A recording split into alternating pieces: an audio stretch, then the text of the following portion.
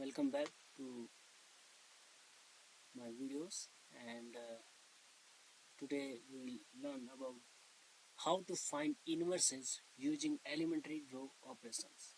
ठीक है, ये हमारा नेक्स्ट टॉपिक है कि किस प्रकार से हम किसी मैट्रिक्स का इन्वर्स फाइंड आउट कर सकते हैं using an elementary row operation. ठीक है, तो एलिमेंट्री रो ऑपरेशन को यूज करके हम किस प्रकार से किसी मैट्रिक्स का इन्वर्स फाइंड आउट कर सकते हैं. ठीक, तो इससे पहले जो हमने टॉपिक कवर किया वो नॉर्मल फॉर्म कवर किया, और नॉर्मल फॉर्म अगर आपने ढंग से पढ़ लिया तो मुझे उम्मीद है फिर आगे भी चीज़ें आसान रहेंगी. तो मेन हमने जैसे कहा है कि रो क्लोन फॉर्म. ठीक है, अब हम इन्वर्स फाइंड करने जाएंगे तो उसमें भी आधा काम रो क्लोन फॉर्म का ही है. आधा काम से मेरा मतलब कि ठीक है, डबल प्रोसेसर इसमें लगाना पड़ेगा. जैसे हमने कहा नॉर्मल फॉर्म 1.5 गुना है रो क्लोन के, और अगर हम बात करेंगे इन्वर्स वाले के तो 2.5 गुना आप मान के चलिए रो क्लोन फॉर्म का है. ठीक है, इन्वर्स वाला. और इन्वर्स स्टार्ट करने से पहले हम इन्वर्स जान लें. उम्मीद है उससे तो आता होगा क्योंकि बेसिक है ये मैट्रिक्स का. बट जिन्होंने इन्वर्स मैट्रिक्स का नहीं पढ़ रखा है उनको मैं एक आइडिया दे दूंगा, बेसिक्स आइडिया, क्योंकि हमको बहुत डीपली उस चीज़ को नहीं जाना है कि एक्चुअली में इन्वर्स क्या होता है, कैसे निकलता है. सिंपली हमारा यहाँ पे जो सिलेबस में पार्ट है या जो मैं एक्चुअली कवर करने जा रहा हूँ वो क्या कवर करने जा रहा हूँ, finding of inverse using elementary row operation. इस टॉपिक को हम कवर करने जा रहे हैं. ठीक है, before I start that how to find inverse using elementary row operations of a square matrix. किसी स्क्वायर मैट्रिक्स का इन्वर्स कैसे फाइंड करेंगे एलिमेंट्री रो ऑपरेशन से, उसको स्टार्ट करने से पहले हम इन्वर्स के बारे में जान लेते हैं. और हम इन्वर्स की डेफिनेशन सिर्फ स्क्वायर मैट्रिक्स के ही कॉन्टेक्स्ट में पढ़ेंगे. ठीक है, बाकियों के कॉन्टेक्स्ट में नहीं पढ़ेंगे. किसी नॉन स्क्वायर के लिए भी इन्वर्स मैट्रिक्स एक्चुअली में एग्जिस्ट कर सकता है, बट प्रॉपरली वो एग्जिस्ट नहीं करेगा. उससे क्या मेरा मतलब है, वो बहुत ज़्यादा हम डीपली नहीं सोचते हैं. ठीक, तो लेट स्टार्ट नाउ. ठीक है, तो okay, let me choose draw now. Okay, ठीक. Oh, I haven't connected it, so let me connect quickly my pen tablet. Okay, now then I'll slide it. Sorry for this interruption. So inverse of a, and again definition भी इतनी important हमारे लिए नहीं होने वाली. Inverse of a square matrix. ठीक है, let A be a square matrix.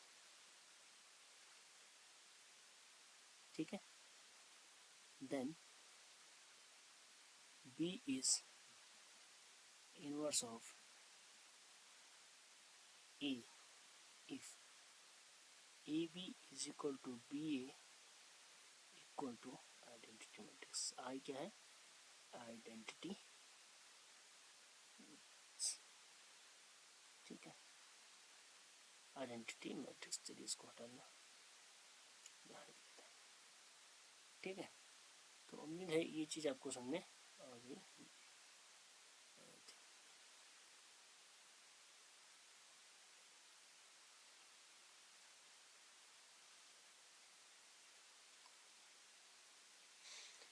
तो आई थिंक इसको हटा ही लेते हैं, ज़्यादा बढ़िया है. ठीक है, एंड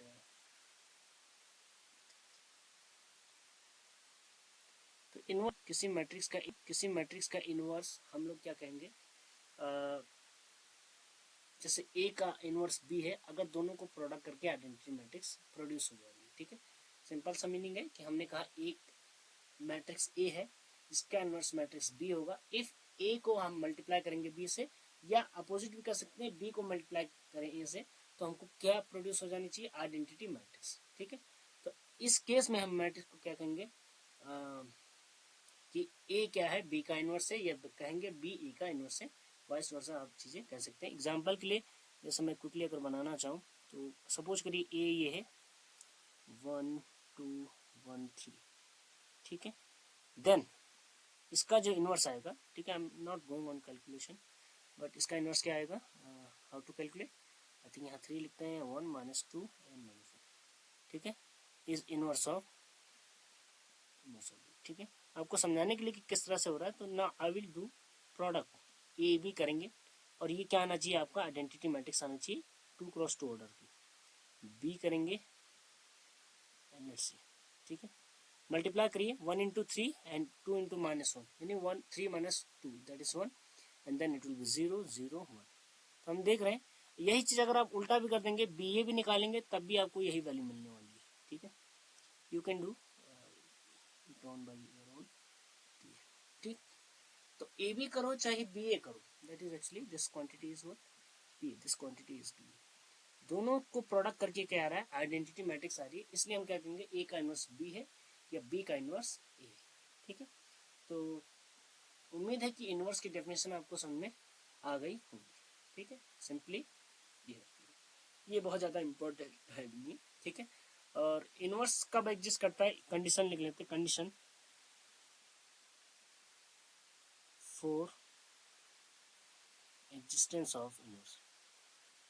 जैसे हम कोई मैट्रिक्स लेंगे तो हर एक मैट्रिक्स का इनवर्स एग्जिस्ट करे ऐसा जरूरी नहीं। जैसे इस वाले मैट्रिक्स का इनवर्स बी आ गया है, लेकिन हर एक मैट्रिक्स के लिए ऐसा नहीं होता। जैसे जीरो मैट्रिक्स के लिए नहीं होता, बहुत सारी मैट्रिक्सेज है जिनके लिए इनवर्स एग्जिस्ट नहीं करता। तो क्वेश्चन उठता है कि किस मैट्रिक्स के लिए करेगा। आप you may raise a question over this that why this matrix has a inverse, ठीक है, या एक पर्टिकुलर मैट्रिक्स है उसका इनवर्स क्यों नहीं होता। तो इसके लिए एक कंडीशन होती है दैट अच्छा इसके लिए नोटेशन होता है आल्सो, नोटेशन, ठीक है, नोटेशन फॉर ए इनवर्स, ठीक है, फॉर इनवर्स ऑफ ए, ठीक है, फॉर इनवर्स ऑफ ए। तो इनवर्स ऑफ ए का जो नोटेशन होता है वो होता है ए, यहाँ पे इनवर्स ऐसे लिखते हैं, ठीक है। तो यहाँ पे हम लिखेंगे ए इनवर्स एग्जिस्ट इफ, ठीक है, determinant of A is not equal to 0। यानी सिंपल सी कंडीशन है, हमने आपको डिटरमिनेंट निकालना सिखाया है, चाहे 2x2 मैट्रिक्स का हो या 3x3 मैट्रिक्स का हो। अगर डिटरमिनेंट की वैल्यू 0 के बराबर नहीं आ रही है तो ए इनवर्स एग्जिस्ट करेगा, अगर 0 के बराबर आ रही तो ए इनवर्स एग्जिस्ट नहीं करेगा। जैसे इस वाले एग्जांपल में अगर डिटरमिनेंट निकालूं तो 1 आ रही, that is non zero quantity, that's why it's inverse existing. किसी का इनवर्स अगर 0 आ जाएगा तो सॉरी डिटरमिनेंट अगर वैल्यू 0 आ जाएगी तो उस केस में उसका इनवर्स एग्जिस्ट करेगा नहीं। इस मीन उस मैट्रिक्स के लिए एक दूसरी मैट्रिक्स ऐसे नहीं मिलेंगी such that their product is identity matrix, ठीक है। तो कंडीशन क्या होती है एग्जिस्टेंस ऑफ इनवर्स के लिए, that it exist if and only if या only if when its determinant is not equal to 0 और it is a non-zero quantity, ठीक है। यहाँ तक मुझे उम्मीद है ये चीज़ समझ में आ गई होगी। अब हमारा काम है कि किसी इनवर्स को कैसे फाइंड किया जाए। जैसे हमने इसका इनवर्स लिखा, इसका इनवर्स हमने लिखा है, इसका इनवर्स ये है। तब you may raise a question really how you find it, ठीक है। तो एक तरीका तो ये है जो आप 11-12 में पढ़ते हैं, लेकिन यहाँ हमारे सिलेबस में वो पार्ट है नहीं। हमारा सिलेबस में जो पार्ट है वो है finding inverse using elementary progressions. तो एक तरीका आपने वहाँ पढ़ा होगा that 1 adjoint of A and bracket में कोफैक्टर का क्या होता है ट्रांसपोज होता है, ठीक है। सॉरी क्या होता है one by determinant of A and adjoint of A होता है, ठीक है। एडजॉइंट ऑफ ए क्या होता है ट्रांसपोज ऑफ कोफैक्टर्स की जो मैट्रिक्स होती है उसका ट्रांसपोज।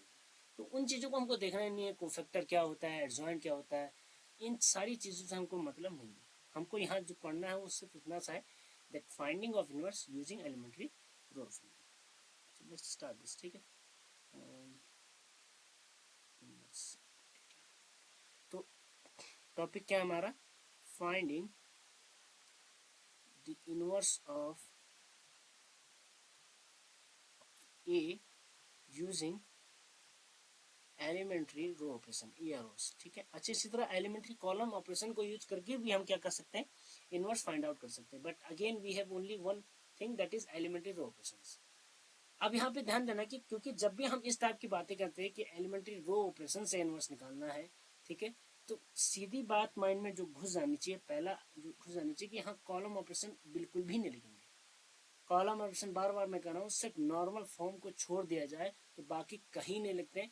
तो गलती से भी इनवर्स फाइंड करते वक्त कॉलम ऑपरेशन मत लगाइए। यस, अगर एलिमेंट्री कॉलम ऑपरेशन से आप कर रहे हैं तो आप कॉलम ही कॉलम ऑपरेशन लगाएंगे, फिर रो वाले ऑपरेशन नहीं लगाएंगे, ठीक है। तो इनवर्स एक्चुअली में फाइंड करने में हमको दो टाइप के मैट्रिसेस देखने हैं। पहला एक 2x2 मैट्रिक्स का इनवर्स फाइंड करना है, दूसरा 3x3 का। तो पहला हमारा है inverse of a 2x2 matrix.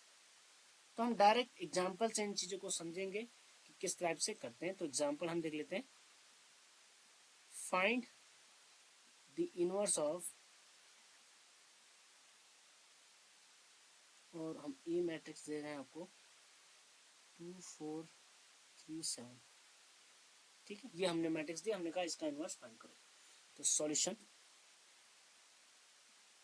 तो हमेशा प्रोसीजर किस तरह से स्टार्ट होगा, लेट करके। कि लेट हम क्या कहेंगे, देखो अच्छा आइडेंटिटी जो मैट्रिक्स होती है इसमें एक प्रॉपर्टी होती है, मैं यहाँ मेंशन कर लेता हूँ, ठीक है। इसमें एक प्रॉपर्टी होती है identity matrix. If I is identity matrix,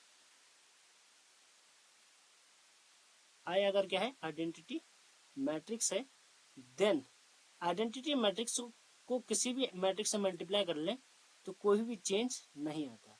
कुछ भी लिख लो, मतलब कहीं भी लिख लो।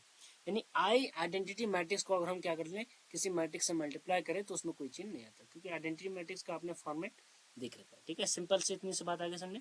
तो आप सॉल्यूशन में कैसे लिखेंगे, जब भी आप कहेंगे sorry we know that A equal to I A, बस इतना लिखने के बाद आप ए की वैल्यू पुट करेंगे और आई की वैल्यू, ए क्या है 2 4 3 7 है, एंड आई क्या है, आई की वैल्यू 1 0 0 1, और ए की वैल्यू नहीं पुट करनी है, ए को एज इट इज, ठीक है। तो यहाँ पे देखिए क्वेश्चन में ही हमारा प्रोसेसर स्टार्ट हो गया है दैट जब भी इनवर्स फाइंड करने के लिए कहे, चाहे 2x हो, चाहे 2x2 मैट्रिक्स हो, चाहे 3x3 मैट्रिक्स हो, you have to write down A equal to I, ठीक है। अच्छा 2x2 में हम एक ही एग्जाम्पल देंगे, उसके बाद क्योंकि बहुत ज़्यादा इंपॉर्टेंट नहीं, एक ही एग्जाम्पल से आप समझ भी जाएंगे, बहुत ज़्यादा कैलकुलेशन इसमें है, ठीक है। तो हमने क्या लिखा, ए इक्वल टू आई है, ए की वैल्यू पुट की, आई की वैल्यू पुट की, और ए को एज इट इज रहने दिया, उसका कोई काम यहाँ पे नहीं, ठीक है। अब यहाँ पे देखो आपको अब इसके बाद क्या करना है, देखो आपको करना क्या है कि जो ये मैट्रिक्स है इस मैट्रिक्स को इस फॉर्म में क्या करना है, कन्वर्ट करना है। और आप कहेंगे ये फॉर्म एक्चुअली में क्या है, एक पर्टिकुलर केस है नॉर्मल फॉर्म का, यानी एक्चुअली में आपको क्या करना है, जो मैट्रिक्स हमको गिवन है उसको नॉर्मल फॉर्म में कन्वर्ट करना है। इस टाइप से आप मतलब सोच सकते हैं, और ना ही सोचो ज़्यादा बढ़िया, लेकिन एक्चुअली में ये है कि नॉर्मल फॉर्म में हम कॉलम ऑपरेशन भी यूज कर रहे हैं, इसलिए मैं कह रहा हूँ कि ना ही सोचिए ज़्यादा बढ़िया। तो कहीं आपके मन में ऐसा ना हो कि वो नॉर्मल फॉर्म में तो हमने कॉलम भी यूज किए थे, नहीं। थोड़ा इस हेडिंग को ध्यान से देखिए, यहाँ पे लिखा है यूजिंग एलिमेंट्री रो ऑपरेशन। जब रो लिख दिया गया है, पर्टिकुलरली मेंशन कर दिया गया है, then you can not use column operation, so omit that thing. But या फॉर्म जो है वो नॉर्मल फॉर्म वाला ही है, क्योंकि आइडेंटिटी मैट्रिक्स आपको बनानी है, यानी हमारी कोई भी मैट्रिक्स है, इन जनरल हमको कोई भी मैट्रिक्स दिया है 2x2 की, उसको किस में कन्वर्ट करना है, आइडेंटिटी मैट्रिक्स ऑफ ऑर्डर 2। अब क्वेश्चन उठता है कि इसको बनाएंगे कैसे, तो जैसे हम रो इचेलॉन फॉर्म में कर रहे थे वैसे शुरुआती स्टेप डायगोनल तक ऐसे जाएंगे कि सबसे पहले हम यहाँ पे क्या करेंगे, 1 क्रिएट करेंगे, उसके नीचे क्या क्रिएट करेंगे, सॉरी सबसे पहले हम क्या क्रिएट करेंगे 1, फिर उसके नीचे क्या क्रिएट करेंगे 0, फिर राइट हैंड साइड जाएंगे, यहाँ पे 1 क्रिएट करेंगे, फिर इसके ऊपर क्या क्रिएट करेंगे 0। तो आपको डायग्राम क्या याद रखना है, यहाँ पे 1 बनाएंगे, फिर इसके नीचे 0, फिर यहाँ पे 1, और इसके ऊपर क्या बनाएंगे 0। तो ये आइडेंटिटी मैट्रिक्स हमारा बन जाएगा। बट माइंड में क्या याद रखना है, यूजिंग एलिमेंट्री रो ऑपरेशन। दूसरी बात यह है कि जो हमने आपको ये प्रोसीजर बताया है इसी को आप इस्तेमाल करिएगा, क्योंकि सबसे ज्यादा जो दिक्कत होती है, इवन जो 11th-12th में इसको पढ़ के आए उनको दिक्कत होती है कि जब हम क्रिएट कर लेते हैं, इस टाइप का सिनेरियो क्रिएट करते हैं, जब हम दूसरे को 0 बनाने जाते हैं या 1 बनाने जाते हैं तो हमारा जो बनाया बनाया चीज है वो डिस्टर्ब हो जाता है। लेकिन अगर जो हमने ये डायग्राम बनाया है 2x2 के लिए, अगर मैं इसको सिर्फ डायग्राम के फॉर्म में देखूं तो दिस दिस एंड दिस, ठीक है, इस टाइप का डायग्राम अगर आप फॉलो करेंगे तो ये डायग्राम से आपका कभी भी डिस्टर्ब नहीं होगा। ध्यान देना, जो आपने पहले से फॉर्म किया हुआ है वो चीज कभी भी डिस्टर्ब नहीं होगी। और आपको रो इक्लोन फॉर्म का कॉन्सेप्ट याद रखना है कि जब भी हम जहाँ पे 1 बना रहे हैं, खासकर पिवोट वाली केस में हमने बताया, पिवोट वाली केस में जहाँ पे हम 1 बनाएंगे कभी भी ऊपर वाली रो इस्तेमाल नहीं करनी है, या तो वही रो इस्तेमाल करनी है या तो उसके नीचे वाली रो। ऊपर वाली क्यों नहीं यूज करते हैं? क्योंकि ऊपर वाले से क्या होता है, जो नीचे पहले से क्रिएट होती चीजें वो डिस्टर्ब हो जाती है। नीचे वाले में क्यों गड़बड़ नहीं होती है? क्योंकि हमने कहा था जब रो क्लोन में बनाते तो जनरली ज्यादातर जगह क्या होता है, 0 0 एंट्रीज रहती, तो वो आपस में अगर हम ऐड सब्ट्रैक्ट कुछ भी कर रहे हैं, कितने भी मल्टीपल टाइम्स कर रहे हैं, कोई चेंज नहीं होता। लेकिन जब हम सबसे ऊपर वाली रो से करते हैं तो वहां पे पिवोट पोजिशन रहती है, उससे सब्ट्रैक्ट करके या कुछ करके वैल्यू चेंज हो सकती है। तो बस इतने सी रो क्लोन फॉर्म वाली बात याद रखनी है कि जब भी हम पिवोट बना रहे होंगे, पिवोट से मतलब आपकी बार यहाँ पे 1 से, पिवोट से मतलब जैसे ये 1 है, ये 1 है, ये पिवोट पोजीशन है, non zero entry, first non zero entry of row, हम बता चुके हैं आपको। ये जब भी बना रहे होंगे तो ये हमेशा नीचे वाली रो को इस्तेमाल करके बनाएंगे, या तो उसी रो को इस्तेमाल करके बनाएंगे जिस रो में वो पिवोट बनाना है। ठीक है, तो रो बिलो इट को यूज करना है या उसी रो। ठीक, इस क्वेश्चन पे आते हैं। तो इस क्वेश्चन में कोशिश ये करिएगा अगेन कि अगर हम 1 बनाए, बार बार मैं बात कहूंगा, 1 अगर हम बना रहे हैं किसी चीज को, तो 1 हमेशा हम कोशिश करेंगे कि फ्रैक्शन में न जाना पड़े। स्पेशली इनिशियली तो हमको फ्रैक्शन में कोशिश करना है जितना हम बच सकते हैं, भले हम 2 स्टेप ज्यादा लिख दें, लेकिन कोशिश करनी है कि फ्रैक्शन में न जाना पड़े। क्योंकि अगर शुरुआत में ही फ्रैक्शन में रहेंगे तो आगे बहुत लंबी कैलकुलेशन होती है, सब कुछ फ्रैक्शन में करना पड़ेगा। दैट इज, देखिए लंबी कैलकुलेशन ना भी हो लेकिन कंफ्यूजिंग जरूर होती है। तो जैसे यहाँ पे 1 क्रिएट करना है 2 की जगह, तो सबसे बेस्ट वे क्या है, देखो तो ऑपरेशन आप लगाइए, इम्प्लाइज का साइन लगाएंगे। देखो अगर 3 में से 2 सब्ट्रैक्ट करेंगे, यानी हम क्या लेंगे, R1 में हमको क्या बनाना है, 1 बनाना है, तो क्या लेंगे R1, ठीक है, R1 पे हम -R1 लेंगे, R1 की जगह क्या लेंगे, -R1 प्लस R2 लेंगे।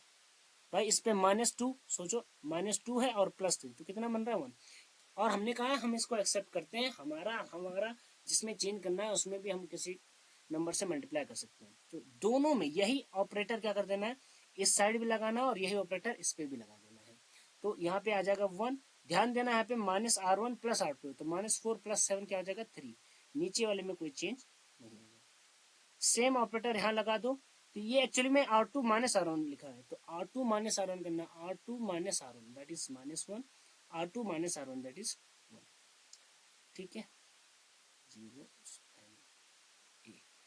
तो इसमें डबल काम क्यों कहा था मैंने, समझाया गया। रो क्लोन में क्या करते थे, सिर्फ मैट्रिक्स में चेंज होता है, यहाँ आइडेंटिटी मैट्रिक्स पे भी वही एज हूबहू वही ऑपरेशन दोबारा लग जाएगा। अब हमारा यहाँ पे देखो डायग्राम में कहाँ तक पहुंच गए, यहाँ 1 बन गया, अब इसके नीचे 0 क्रिएट करो, तो इस 3 को 0 क्रिएट करना है, इधर नहीं देखना है, इसको 0 क्रिएट करो। तो 0 क्रिएट करने के लिए मुझे लगता है बहुत ज्यादा मेहनत करने की जरूरत नहीं है, R2 इम्प्लाइज R2 - 3R1, ये 0 बन गया, देखिए 1 3 0। अब ये 0 बना 3 टाइम्स, तो 7 - 9 कितना हो जाएगा, -2।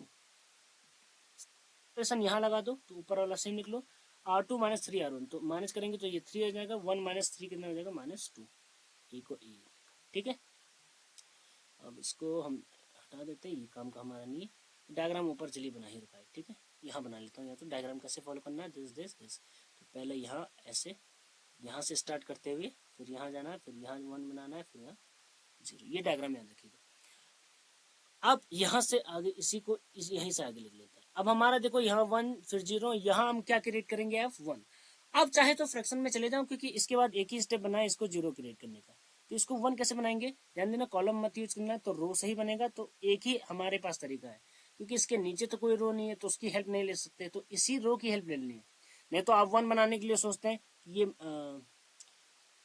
-2 लिखा हुआ है, ये +3 लिखा हुआ है, तो आप तो सोचते हैं कि हम इन दोनों को ऐड कर देंगे तो यहाँ 1 बन जाएगा, लेकिन ऐड करते वक्त यहाँ पे चेंज आ जाएगा। इसीलिए मैंने क्या कहा कि पिवोट बनाते वक्त ध्यान देना है, या तो वही रो यूज करनी है जिस रो में पिवोट बन रहा है, या जिस रो में 1 बन रहा है, कहने के मतलब सीधे तात्पर्य ये है, या तो उसके नीचे वाली रो। तो नीचे तो कुछ नहीं है तो वही है, तो फिर डिवाइड करके ही बनेगा। इसको क्या कर लेंगे, -हाफ से डिवाइड कर लो, ये कितना आ जाएगा आपका 1301 इक्वल टू -1 एंड -हाफ से डिवाइड करोगे तो -3/2 एंड -हाफ से करोगे तो +1 बनेगा ये। ठीक है, अब यहाँ पे क्या करना है हमको, ये 1 है, इसके ऊपर 0 बनाना है, तो इसको 0 कैसे बनाएंगे, नीचे वाली रो से। ठीक है, तो बना लो 0। अब देखो ऊपर यहाँ चेंज हो जाए, होगा कि नहीं होगा, नहीं होगा। देखो अब देखो, तो 3 को 1 से 0 कैसे बनाएंगे, देखो तो हम क्या रखेंगे, R1 implies R1 - 3 times of R2। अब ये क्यों चेंज नहीं हो रहा, देखो अगर देखो आपका पिवोट नंबर चेंज भी हो जाए, 1 की जगह 7 8 0 कुछ भी हो जाए, हमको मतलब नहीं है। हमारा जो मोटिव रहता है वो हमारे जीरोस डिस्टर्ब नहीं होनी चाहिए, कि जो हमने जीरो बना लिए पर्पसली बनाए हैं, ध्यान जो गलती से जीरो बनाया है वो बिगड़ भी जाए, हमको कोई मतलब नहीं है। मान लो कैलकुलेशन करते वक्त समहाउ यहाँ वाला जीरो बन जाता है, वो बाद में बिगड़ जाए कोई दिक्कत नहीं हमको, लेकिन जो हमने पर्पज के साथ जीरो बनाए हैं वो नहीं डिस्टर्ब होनी चाहिए। आपका पिवोट डिस्टर्ब हो भी जाए हमको कोई दिक्कत नहीं है, क्योंकि पिवोट को 1 बनाने वाला तरीका हम नॉर्मल फॉर्म में भी देख चुके हैं कि अगर 7 है तो, क्योंकि बाकी सब जगह 0 है तो 1/7 से डिवाइड कर लो पूरी रो को या कॉलम को, वहां तो कॉलम भी चलता था, यहाँ रो से ही कर पाएंगे। ठीक है, तो लेट्स मेक इट। इधर तो आपका आइडेंटिटी मैट्रिक्स बन गया है, इधर आपका क्या बन जाएगा देखो। तो जिसमें चेंज नहीं होना उस बेचारे को पहले ऐसे लिख लो। अब इधर क्या करना है, अब यहाँ कैलकुलेशन कर लो, -1 -3 times of R2 this, that is -1 plus 9/2 that is -2 7/2, तो यहाँ कितना आ जाएगा 7/2, और यहाँ कितना आएगा 1 -3 -2। ठीक है, अब ये जो रफ कैलकुलेशन है इसको हटा देते हैं क्योंकि ये हमारे काम का नहीं है। तो जब भी हमको देखो हमने क्या किया, स्विचिंग कर दी कि यहाँ आइडेंटिटी मैट्रिक्स था उसको कहाँ कन्वर्ट कर लिया, लेफ्ट हैंड साइड पे। तो जैसे ही हमारा इस साइड आइडेंटिटी मैट्रिक्स आ जाएगा हम लिखेंगे हमारा आंसर आ गया, हेंस ए इनवर्स क्या हो जाएगा, जब हमारा यहाँ आइडेंटिटी मैट्रिक्स आया है उस समय यहाँ पे जो आया होगा वो हमारा ए इनवर्स हो जाएगा। तो A inverse will be 7/2 -2 and -3/2 इन 1। इसको चेक कैसे करेंगे कि ये हमारा आंसर सही आया है या नहीं आया है, तो उसके लिए ठीक है, उम्मीद करता हूँ ये आपने डायग्राम, चलिए इसको अगले उसमें देख लेते हैं, चेक हम अगले उसमें करेंगे। तो in order to check it, ठीक है, या इसी में अगर हम देखते हैं if this can be move, ठीक है, नो इट्स नॉट, ठीक है, let's see if it is movable. ठीक है, थोड़ा बहुत है लेकिन उतना नहीं है, ठीक है, तो इसको हम रहने देते हैं, हम अगले स्क्रीन पे इसको कर लेते हैं। तो हमको अगर देखना है कि ये आंसर जो आया है हमारा वो सही है कि नहीं, इसको चेक करने के लिए क्या करेंगे, तो दोनों मैट्रिसेस को आपस में मल्टीप्लाई करेंगे। तो होना क्या चाहिए, ए इनवर्स आइडेंटिटी मैट्रिक्स होना चाहिए। ठीक है, तो कर लेते हैं, ए हमारा कितना है, तो आप यहाँ स्लाइड से देखिए ए की वैल्यू कितनी है, 2437, ठीक है 2437, और ए इनवर्स की वैल्यू कितनी है, यहाँ से हम देखेंगे 7/2 -2 7/2 -2 -3/2 and 1, I think so, yes, ठीक है। अब इनको प्रोडक्ट करते हैं, देखते हैं ये आइडेंटिटी मैट्रिक्स देता है कि नहीं। तो 2 इंटू 7/2 7 आएगा, और 2 इंटू 7/2 फिर माइनस आएगा 4 इंटू 3/2, तो यह आ जाएगा 7 माइनस ये कट जाएगा तो 2 6, यहाँ पे कितना आ रहा है 1 आ रहा है, चलो आ रहा है। इसको देखो 2 2 जा -4 एंड 4 0 आ रहा है, 3 टाइम्स 7/2 एंड 7 इंटू प्लस में 7 टाइम्स -3/2, ये आ रहा है 21/2 -21/2 दैट इज 0, यानी यहाँ पे भी क्या आ रहा है 0 आ रहा है। ठीक है, और यहाँ देख लो 3 इंटू -2 -6 और +7 1, ये आइडेंटिटी मैट्रिक्स आ रहा है। इसका मतलब जो हमारा ये आंसर है ये करेक्ट है। ठीक है, तो in order to check whether और आंसर इज करेक्ट और नॉट, आपको क्या करना है, जो आपने इनवर्स निकाला है उसको मैट्रिक्स के साथ मल्टीप्लाई करके आइडेंटिटी मैट्रिक्स अगर आ रहा होगा तो आपका आंसर सही है, अगर नहीं आ रहा होगा तो आपका आंसर गलत है। तो आप लिख सकते हैं यहाँ पे check whether equal to inverse equal to identity और नॉट। ठीक है, अगर है तो आपका आंसर सही है, नहीं है तो आंसर गलत है, सीधी बात है। तो ये हमने चेक किया है तो यहाँ पे आंसर हमारा सही मिला है। ठीक है, तो इसको हटा देते हैं, चेक करने का तरीका हमने बता दिया है। तो ठीक है, या तो हम नेक्स्ट उसमें लिख लेते हैं इसको या तो प्रॉपरली कर लेते हैं। ठीक है, लेट मी प्रॉपरली, ये हमारे काम का नहीं है एंड डिलीट इट। ठीक है, तो हम इसको चेक कर सकते हैं इजीली एंड लेट्स सी,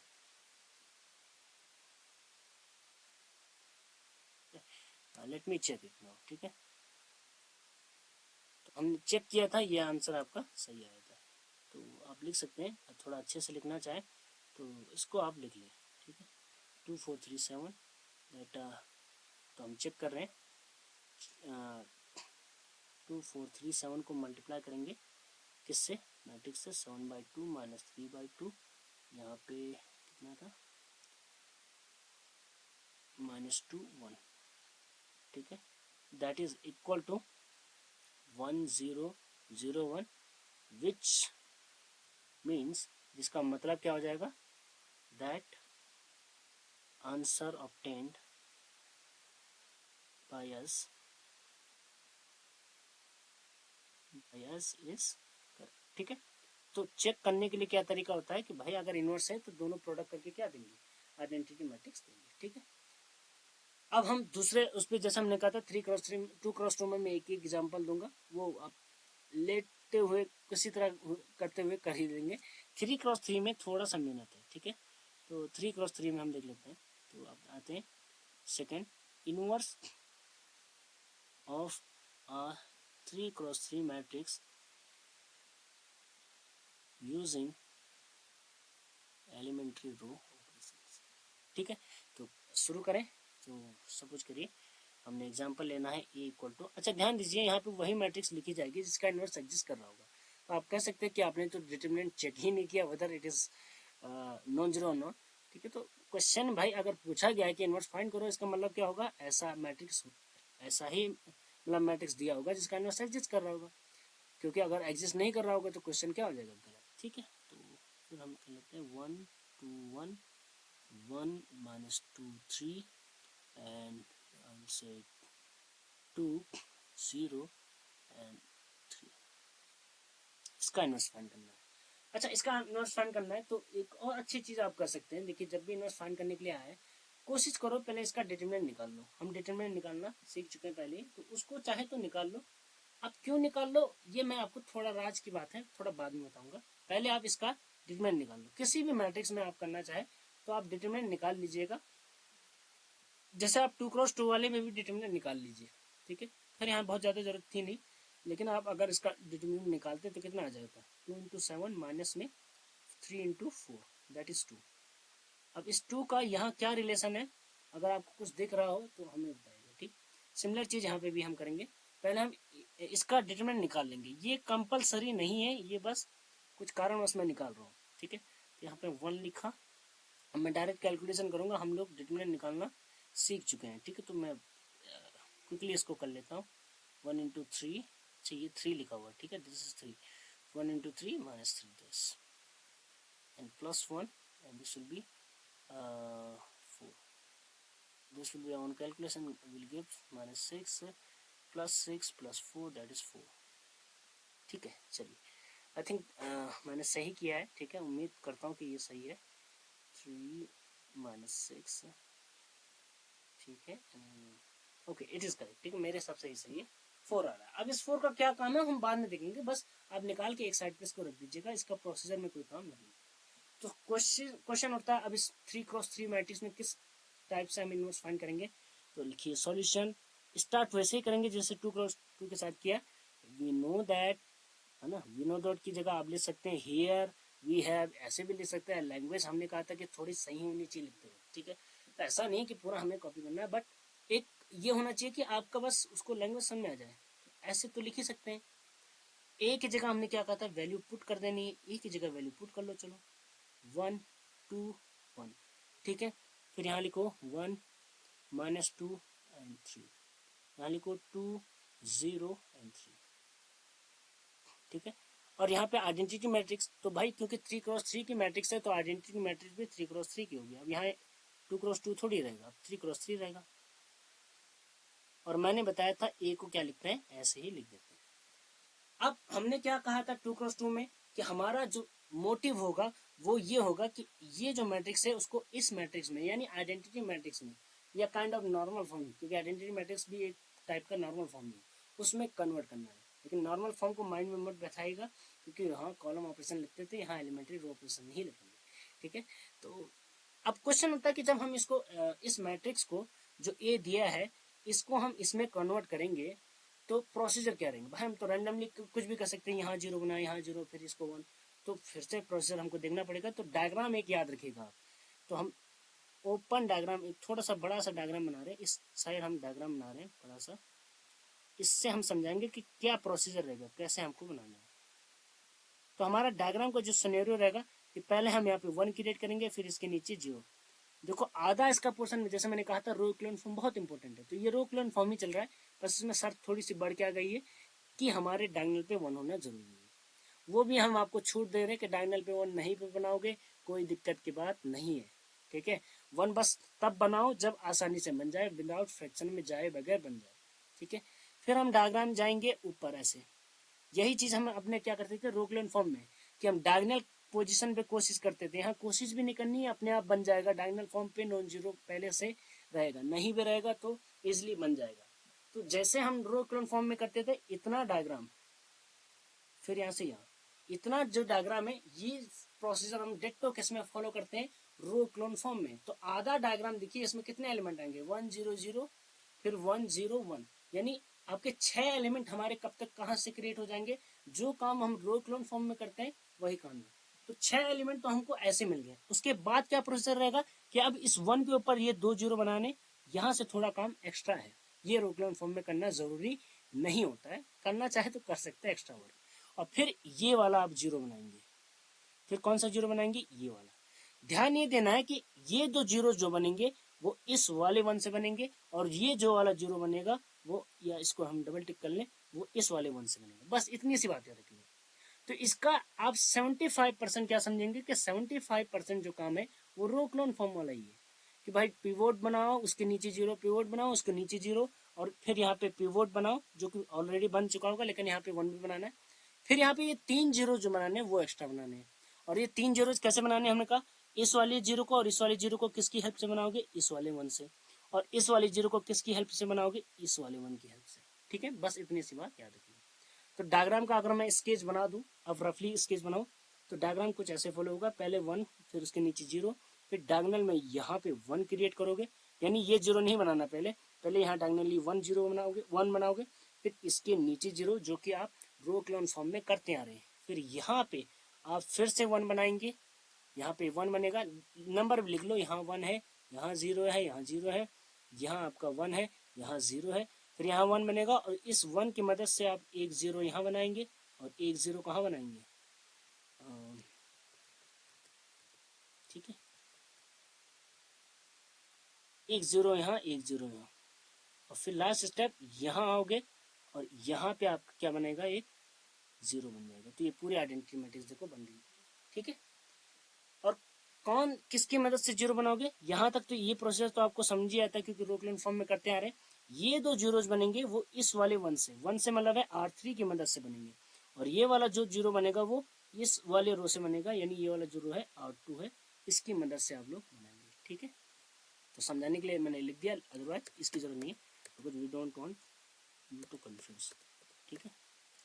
ये डायग्राम आपको फॉलो करना है।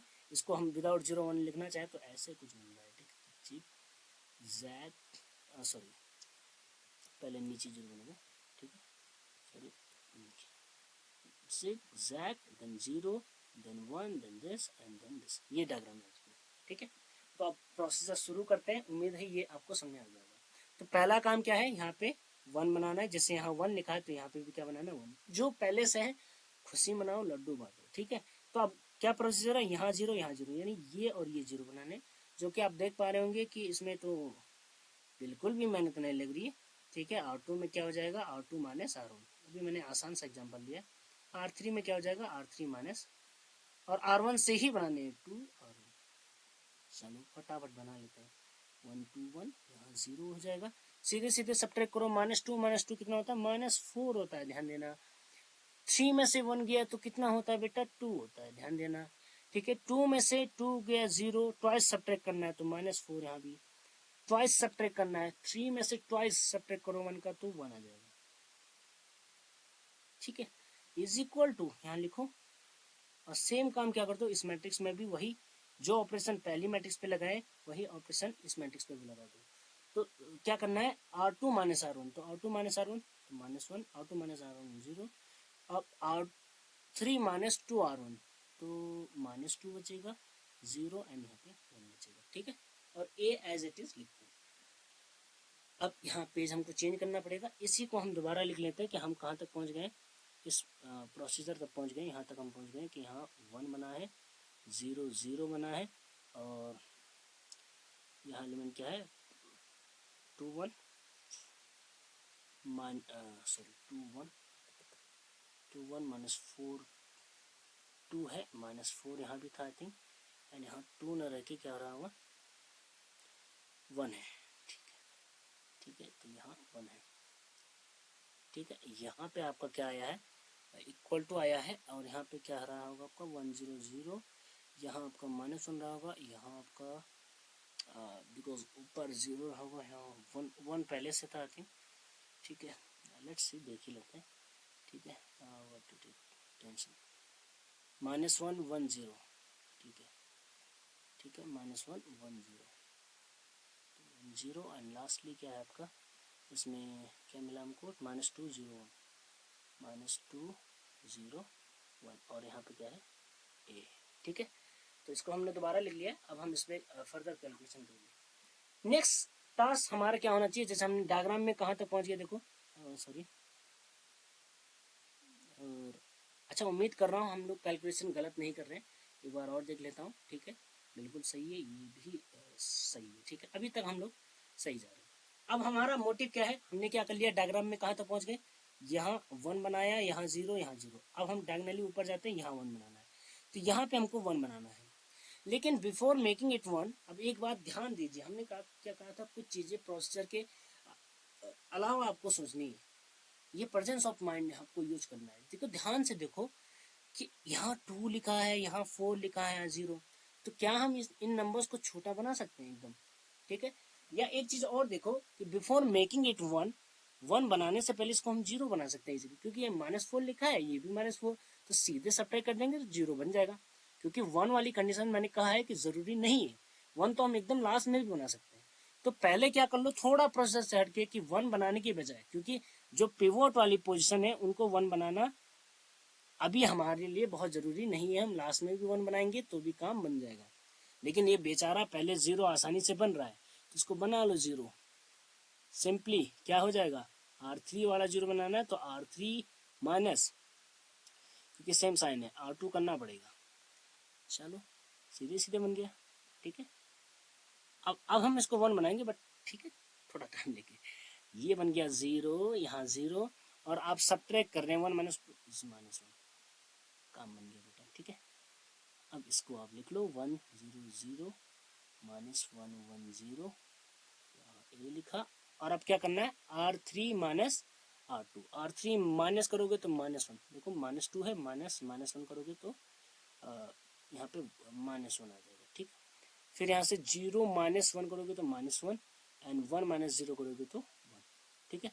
इतना आपको उम्मीद है कि आ गया होगा। तो हमने क्या कर दिया, इसके नीचे यहाँ पे 0 क्रिएट कर दिया है, लेकिन यहाँ 1 नहीं बनाया, तो इसको 1 बना लो। अब चाहो तो 1 बना लो, चाहे तो बात के लिए छोड़ दो, ठीक है।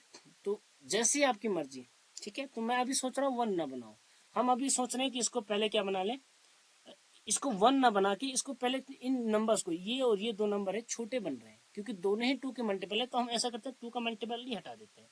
तो R2 में कैलकुलेशन आसान करने के लिए, ठीक है, हाफ R2 कर लो, क्यों, बस नंबर छोटे बनाने हैं मुझे, छोटे नंबरों में कैलकुलेशन आसान होता है, ये प्रोसीजर का पार्ट नहीं है, किसका पार्ट है, प्रेजेंस ऑफ माइंड का, कि हाँ यार छोटे नंबर बन रहे, बना लो, है क्यों हम खतरा मोल लें। लेकिन हाफ बेटा यहाँ भी करना पड़ेगा, तो यहाँ थोड़े से नंबर फ्रैक्शन में चले गए, लेकिन बहुत बड़े फ्रैक्शन नहीं गए हैं, तो बहुत बड़ी चिंता नहीं है, चलो कोई नहीं, ठीक है। अब हमको क्या करना है, अब -2 को 1 बनाना है, लेकिन हम नहीं बना रहे, हमने कहा था जो डायगोनल वाली पोजीशन से 1 1 1 बनाने वाली, इसको आप ओमिट करके भी चल सकते हैं, लेकिन जीरोस बनाने का जो आपको पैटर्न बताया है वही फॉलो होगा, चलिए ठीक है। तो अब इसको हमको 1 बनाना है, ये तो 1 बन पा रहा है ना इजिली, तो इसको 1 बना लो बेचारे को, जो इजिली 1 बन पा रहा है उस बेचारे को 1 बना सकते हो, और नहीं बनाना तो चलो उसको भी हमने छोड़ दिया, लेट इट आल्सो, ठीक है। तो हम क्या करेंगे फिर, हम कह रहे हैं ठीक, हम यहाँ पे भी पहुंच गए, हमने 1 नहीं बनाया, लिख जरूर रहा हूँ 1 लेकिन नहीं बनाया, इसके ऊपर आप 0 बना लो, वो हम इजिली बना लेंगे, क्योंकि और इन दोनों को जीरो किससे बनाना है, इसी से बनाना है। तो सिंपली यहाँ पे क्या कर देंगे, R2 में जीरो बनाना है ऊपर एकदम, तो R2 में प्लस कर देंगे R3, क्योंकि 1 एंड -1 जीरो होता है। वही चीज़ R1 में करनी है, तो R1 में क्या हो जाएगा, इसमें भी ऐड कर लो 1 में R3, ठीक है। सो ऐड कर लो सीधे सीधे 1 2, ठीक है। और क्योंकि हम किससे चेंज कर रहे हैं, R3 से, R3 से चेंज कर रहे हैं। R3 में यहाँ 0 0 है, तो बाकी नंबर पे कोई फर्क नहीं पड़ेगा, बाकी नंबर एज इट इज लिखेंगे, और जहाँ हमको 0 बनाना है वहाँ 0 बन जाएगा। सेम ऑपरेशन लेकिन हमको यहाँ भी लगाना है, तो R2 और R1 में चेंज करना है, R3 में कोई चेंज नहीं करना, तो इस वाले को ऐसे लिख लो, ठीक है। अब यहाँ पे हम क्या कर लेते हैं, लेट्स सी, हमारे पास ऑपरेशन है R2 में R3 ऐड करना, तो ऐड करो बेटा, ये आ जाएगा -3/2। इसको इसमें ऐड करो तो हाफ में -1 ऐड करोगे तो -हाफ बचेगा, इसमें ऐड करोगे तो 1, यहाँ ऐड करो इसको तो 0 + 1 1, इसको ऐड करो -1, इसको ऐड करो 0 आ जाएगा, क्योंकि 1 एंड -1 कितना होता है, 0 होता है, ठीक। यहाँ तक कोई दिक्कत नहीं। अब हमको एक ही 0 बनाना है, वो रहा ये बेचारा, इसको इससे 0 देखो इजीली बन पा रहा है, इसीलिए मैंने इस -2 को 1 नहीं बनाया था, क्योंकि तब थोड़ा और कैलकुलेशन करना पड़ता है। यहाँ कुछ कैलकुलेशन नहीं करना, तो इस 2 को 0 बनाओगे। हमने कहा था यहाँ वाला जो नंबर है, हमने कहा था नहीं, यहाँ पे आप 0 बनाओगे, और हमने कहा था ये वाला 0 इसकी मदद से बनेगा, तो इस 2 को इस -2 से 0 बनाना है, यानी हमको R1 में 0 बनाना है, वो ये वाला 2, तो R1 में कैसे बनेगा, अपोजिट साइन है तो R2 को ऐड करके बनेगा, जस्ट ऐड अप, तो 1 ये 0, और देखो बिना सोचे समझे धनाधन लिखते रहो। आप कहेंगे आप चेक क्यों नहीं कर रहे कि यहाँ चेंज हुआ कि नहीं हुआ, देखो अगर प्रोसीजर फॉलो करोगे तो चेंज कभी नहीं होगा, आपके जीरोस कभी भी डिस्टर्ब नहीं होंगे। R1 में क्या चेंज करना है, R1 और R2 को ऐड करना है, तो 0 प्लस करना है -3/2, तो -3/2 आएगा। इसमें इसको ऐड करना है तो -3/2 ये भी आएगा, इसको इसमें ऐड करना है तो ये 2 आएगा, बाकी नंबर एज इट इज लिख लो, ठीक है। अब हमारा ये ऑलमोस्ट आइडेंटिटी मैट्रिक्स बन गया, बस गलती क्या है, यहाँ 1 नहीं है, यहाँ भी 1 नहीं है, तो बेटा बाकी जब अगर 0 ये भी 0 ये भी 0, तो हमने एक सिंपल सा प्रोसीजर बताया था कि R2 में अगर 1 बनाना है तो भाई -2 है, तो -2 को 1 कैसे बनाएंगे, -हाफ से गुणा करके। यहाँ 1 बनाना है तो R3 में कैसे करेंगे, -R3 करके, बस लगा दो, ये आपका आइडेंटिटी मैट्रिक्स बन जाएगा। थोड़ा सा मैं इसको स्क्वीज कर रहा हूँ, और यहाँ पे क्या आ जाएगा, गुणा कर लो, तो ये पहले तो इसको -3/2 लिख लो, -3/2 लिख लो, 2 लिख लो, यहाँ a लिख लो, और यहाँ किससे करना, -हाफ से, तो -हाफ यानी 3/4, -हाफ से यानी 1/4, और इसको करेंगे तो -1/2, और इसको किससे करना है, माइनस से, तो ये 1 1 और -1 बन जाएगा, ठीक है। तो इन दैट केस ये आपका क्या हो जाएगा, ए इनवर्स की वैल्यू क्या आ जाएगी, this is your A inverse. तो ए इनवर्स हमारा, यहाँ पे इसको अलग से लिख लेते हैं, ए इनवर्स हमारा क्या आ जाएगा, दिस मैट्रिक्स -3/2 -3/2 2 एंड 3/4 एंड और क्या आ गया 1/4 -1/2 एंड 1 1 -1। और अब आपको पता चला होगा कि हमने आपको क्यों कहा था कि इसका डिटरमिनेंट निकाल लेना, हमने क्यों कहा था इसका डिटरमिनेंट निकाल लेना। 4 आया है यहाँ, और अगर आप देखेंगे तो इसमें कुछ फ्रैक्शन ऐसे भी है जिनके नीचे क्या आ रहा है, /4 एक फ्रैक्शन में आ रहा है। एक्चुअली में हम पूरे में /4 कर सकते हैं, जैसे यहाँ पे अगर 4 करना हो नीचे तो इसको 2 से मल्टीप्लाई कर लो, इसको लिख सकते हैं -6/4, तो 4 एक्चुअली सब में है, लेकिन कुछ ही जगह अगर देखना हो तो आपकी कहीं ना कहीं किसी न किसी एक फ्रैक्शन में 4 जरूर आ रहा होगा, ठीक है। इसलिए हमने कहा था डिटरमिनेंट निकाल लोगे तो आपको थोड़ा बहुत आइडिया रहेगा कि हाँ हमारा आंसर सही आ रहा है या नहीं। तो लोगों का जो आंसर गलत आता है, बच्चों का जो आंसर गलत आता है, वो फ्रैक्शन में ही गलत आ जाता है, उनका /12 आ रहा होता है। चलो /12 भी सही है, अगर 4 के मल्टीपल में भी आ रहा है तब सही है, बट अगर आपका मान लो /7 आ जाए कि यही क्वांटिटी 1/4 की जगह 1/7, तो समझ लो एकदम ही गलत है, दैट इज नेवर पॉसिबल, ठीक है। तो बाई में क्या आना चाहिए, फ्रैक्शन में अगर आंसर आ रहा है तो क्या आएगा, डिटरमिनेंट की वैल्यू फ्रैक्शन में आएगी। जैसे 2 आ सकता है फिर ठीक है, क्योंकि 2 का मतलब है कि ऊपर 2 से मल्टीप्लाई कर लो और नीचे भी तब 4 बन ही जाएगा। तो जैसे -3/2 है तो उसको -6/4 लिख सकते हैं, ठीक है। लेकिन 4 के मल्टीपल या 4 के हम सब कह सकते हैं फैक्टर आ सकते हैं, लेकिन बाकी चीजें नहीं आ सकती। तो ए इनवर्स आपका ये निकल गया है। Now let's see whether this answer is correct और नॉट। तो अगेन कैसे चेक करेंगे, इसको क्या कर देंगे, इनवर्स से मल्टीप्लाई कर देंगे, तो ये वाली कंडीशन फॉलो होनी चाहिए, ठीक है। तो let's see whether this happened और नॉट, ठीक है। तो ये कंडीशन हमको देखनी है कि सही आ रही है कि नहीं। तो ए की वैल्यू रखो और ए इनवर्स की। ए की वैल्यू क्या है, तो मैं कॉपी पेस्ट करता हूँ, I think that will be better. ये आपका ए है, ठीक है। इस मैट्रिक्स को हम कॉपी कर लेते हैं, कंट्रोल सी, ठीक। Let's see, I will put here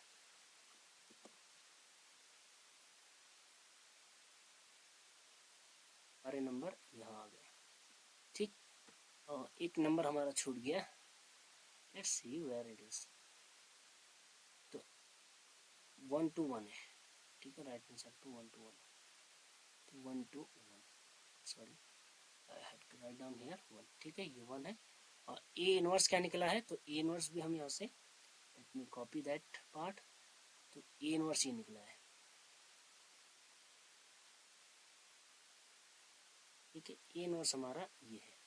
इसको भी हमने कंट्रोल सी किया, यहाँ ले गए, और यहाँ पे हमको कंट्रोल वी करना है। चलो यहाँ चले गए, कोई दिक्कत नहीं।